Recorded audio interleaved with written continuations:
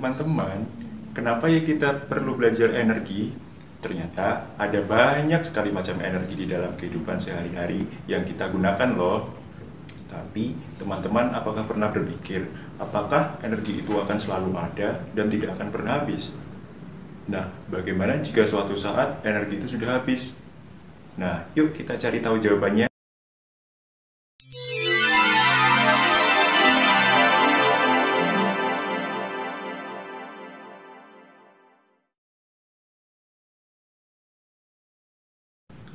Assalamualaikum teman-teman semua. Jumpa lagi dengan saya Kak Dani. Sudah siap belajar kali ini? Bagus, yuk kita mulai saja. Nah, kali ini kita akan membahas mengenai sumber energi alternatif. Tujuan pembelajaran pada kali ini adalah sebagai berikut.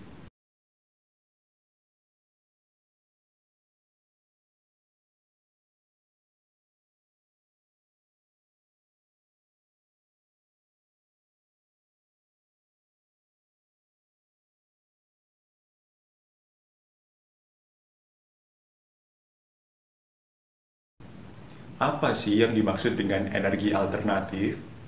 Energi alternatif adalah energi yang tersedia di alam dan tidak akan habis. Ada banyak macam sumber energi di alam yang dapat digunakan sebagai sumber energi alternatif loh. Sumber energi alternatif adalah sumber energi yang sudah ada di alam dan tidak akan habis. Berbeda dengan sumber energi tradisional yang ketersediaannya terbatas dan tidak dapat diperbaharui. Sekalipun dapat diperbaharui, itu memerlukan waktu yang sangat lama. Nah, contoh sumber-sumber energi yang ada di alam, yang pertama adalah matahari. Matahari sebagai penghasil sumber energi panas di bumi. Yang kedua, yaitu angin. Angin adalah udara yang bergerak di permukaan bumi dan dapat dimanfaatkan sebagai energi pada perahu layar dan penghasil listrik pada kincir angin. Yang ketiga adalah air. Air dapat digunakan sebagai sumber energi gerak seperti transportasi ataupun pembangkit listrik tenaga air. Yang keempat adalah panas bumi. Panas bumi adalah energi yang berasal dari permukaan bumi sebagai sumber energi panas yang sangat besar. Yang kelima adalah gelombang air laut sebagai sumber energi penghasil listrik. Yang keenam adalah bahan bakar bio. Bahan bakar bio ini diantaranya yaitu biodiesel yang terbuat dari biji jarak, kelapa sawit, ataupun kacang tanah. Yang kedua ada bioetanol yang terbuat dari singkong, ubi, dan jagung. Yang terakhir ada biogas yang terbuat dari kotoran ternak. Nah, kalian kan udah tahu nih ada 6 sumber energi alternatif yang ada di alam. Salah satunya adalah angin. Kita dapat memanfaatkan angin secara langsung loh. Semisal kita ketika bermain layang-layang, kita dapat menaikkan layangan kita karena adanya angin. Nah, oleh karena itu, yuk kita buktikan. Pertama-tama, kita harus membuat layang-layangnya dulu. Yuk, kita bikin layang-layangnya. Pertama-tama, kita perlu menyiapkan bahan-bahannya dulu nih teman-teman. Yang pertama, bahan yang dibutuhkan adalah koran bekas berukuran 30 x 30 cm. Yang kedua, ada bambu ukuran lebar 1 cm dan panjang 40 cm. Yang ketiga adalah bambu ukuran lebar 1 cm dan panjang 80 cm. Terus ada benang wol, gunting, dan lem. Nah, cara membuatnya, yang pertama, letakkan bambu secara menyilang. Yang kedua, ikat bambu dengan menggunakan benang. Yang ketiga, ikat keempat ujung bambu dengan benang. Yang keempat, letakkan ikatan bambu di atas kertas koran, lalu jiplak. Yang kelima, tambahkan 2 cm untuk garis gunting. Yang keenam, gunting kertas koran tepat di atas garis. Yang ketujuh, rekatkan kertas koran sampai menutupi bambu. Yang kedelapan, tambahkan ekor pada bagian bawah layang-layang dengan menggunakan guntingan kertas koran. Yang kesembilan, buat lubang di tengah, yaitu di dekat dengan penyilangan bambu. Yang ke-10, masukkan benang dan ikat ke titik persilangan tersebut. Selanjutnya, ikatkan ujung yang lain dengan ujung bawah rangka dan selesai. Kita dapat bermain layang-layang dengan memanfaatkan sumber daya alternatif, yaitu angin. Nah, dari pembelajaran itu, teman-teman udah bisa tahu kan kenapa kita harus hemat energi? Ya, bener banget. Kita hemat energi supaya ketersediaan energi tetap ada dan tidak cepat habis. Terutama ketersediaan energi tradisional atau yang tidak dapat diperbaharui atau yang dapat diperbaharui tapi memerlukan waktu yang sangat panjang. Meskipun terdapat energi alternatif, kita tetap tidak boleh boros menggunakannya, teman-teman. Karena energi alternatif pun juga memiliki masanya. Seperti tumbuh-tumbuhan, mereka perlu dibudidayakan terlebih dahulu, seperti itu. Nah, dalam berhemat energi ada beberapa cara loh teman-teman yang dapat dilakukan. Yang pertama, seperti mematikan lampu pada siang hari. Yang kedua, mematikan TV atau alat elektronik lainnya yang sedang tidak dipakai. Kemudian, menggunakan kendaraan bermotor secukupnya. Sudah siap mempraktekannya, teman-teman? Pasti siap dong. Sip. Nah, tadi kan salah satu cara berhemat energi yaitu dengan menggunakan kendaraan bermotor secukupnya. Nah, bagaimana kalau kita menggunakan bensin dalam waktu 1 minggu untuk pergi sekolah dan pulang sekolah? Nah, semisal teman-teman memerlukan 1/4 liter bensin untuk pulang dan pergi sekolah setiap harinya selama 5 hari dalam 1 minggu. Nah, yuk coba kita hitung berapa liter bensin yang kita gunakan selama 1 minggu. Nah, untuk menghitungnya, kita hanya perlu menambahkan secara berulang sebanyak 5 kali. Nah, cara menambahkannya itu sangat mudah, teman-teman.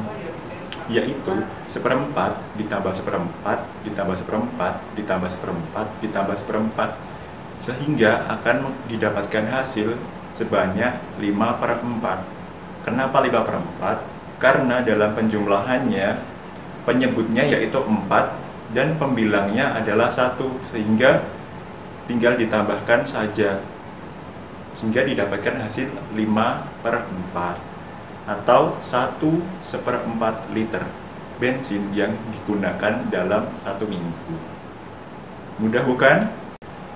Nah, selanjutnya teman-teman pasti senang berolahraga kan? Apalagi kalau olahraganya bersama teman-teman, bukan? Nah, kali ini kita akan belajar mengenai lempar bola. Dalam permainan lempar bola, kita harus tanggung jawab, fokus, dan konsentrasi. Nah, teman-teman tahu nggak sih kalau ternyata jeruk, apel, dan kentang dapat menjadi sumber energi alternatif penghasil listrik loh? Iya, bener. Teman-teman gak salah dengar. Buah dan sayur yang biasa kalian makan dapat menjadi sumber energi listrik alternatif. Bisa kita buktikan seperti pada gambar. Nah, teman-teman pasti sekarang sudah mengerti kan bagaimana cara menghemat energi supaya tidak cepat habis. Nah, teman-teman juga bisa untuk mengajak teman-teman atau lingkungan sekitar teman-teman untuk berhemat energi juga dengan membuat poster hemat energi seperti yang ada di samping ini. Kalian pasti pernah melihat poster-poster di samping ini di tempat-tempat tertentu, bukan? Nah, kalian juga bisa membuatnya seperti ini, teman-teman. Kemudian ditempelkan di tempat-tempat yang sekiranya orang akan melihat dan berdekatan dengan energi yang dimaksudkan untuk dihemat, seperti itu. Nah, salah satunya seperti gambar seperti di samping ini, yaitu menghemat air. Meskipun air ketersediaannya banyak, kita juga perlu menghemat dalam penggunaannya loh. Karena masih banyak saudara-saudara kita yang masih kesulitan untuk mendapatkan air di luar sana, sehingga kita harus bersyukur dan menggunakannya secara cukup saja. Nah, ngomong-ngomong soal air, saya memiliki sebuah cerita nih. Ketika saya merebus 0,5 liter air untuk membuat 2 gelas teh, dan masing-masing gelas saya isi 1/4 liter air. maka dapat diketahui bilangan desimalnya yaitu 0,5 dan pecahannya yaitu 1/4. Nah, kira-kira 0,5 liter setara dengan pecahan berapa ya? Nah, mudah sekali teman-teman. 0,5 berarti 50/100 dalam pecahan. Atau bisa juga disederhanakan menjadi 1,2 liter air. Nah, gimana kalau pecahan 1/4 atau 1/4 diubah menjadi desimal? Nah, mudah banget. Desimal berarti per 100. Sehingga 1/4 dikali 100. Sehingga didapati hasil 25/100 atau 0,25 liter air. Sehingga 0,5 liter air setara dengan 2 kali 1/4 liter air. Mudah bukan teman-teman? Nah, kalian sudah tahu ya kalau singkong dapat diubah menjadi bahan bakar alternatif yaitu bioetanol. Penggunaan bioetanol ternyata dapat menghemat bensin sekitar 1/5 atau setara dengan 20% loh. Tapi tunggu dulu, mengapa bisa 1/5 setara dengan 20%? Oke, saya bantu hitung ya. Persen berarti 1/100. Jadi 100% adalah 100/100. Nah, di sini 1/5 sama dengan titik-titik persen per 100. Sehingga cara menghitungnya yaitu 100 dibagi 5 sama dengan 20.